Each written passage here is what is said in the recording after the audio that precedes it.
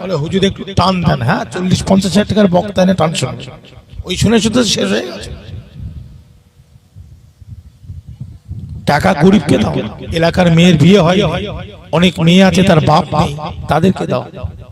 বক্তাকে 40-50-60 হাজার টাকা দিয়ে লাভ আছে? হ্যাঁ, ইমাম সাহেব মাইনে নেবে কোথা থেকে? সরকার থেকে। আর এলাকার লোক 100 ঘরে, মসজিদে 100 ঘর মুসলমান আছে, 100 ঘর যদি 100 টাকা করে দেয় কত টাকা হয়? জোরে বলে, কি দেখাচ্ছি আমি? তাহলে সেখানে দেন। আম্মার হুজুর এসবে 40 হাজার টাকা দিতে হবে, উনি চেয়েছে বলে। দাদা হুজুর কোথায় বলেছে আর কোরআন হাদিসে কোথায় লেখা আছে? আমি চ্যালেঞ্জ আবার দিচ্ছি, আর একবার দিয়েছিলাম, আবার একবার দিচ্ছি।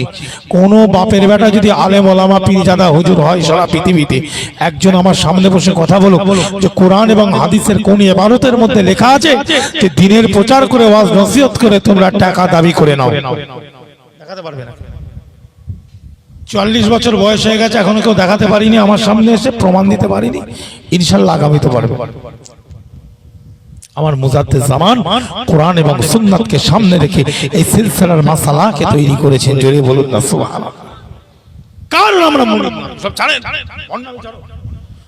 কারণ মুরিদ নয়, ফুরফুরা এখন কারণ আমরা মুরিদ হলাম দাদা হুজুরের। কার? জোরে বলেন।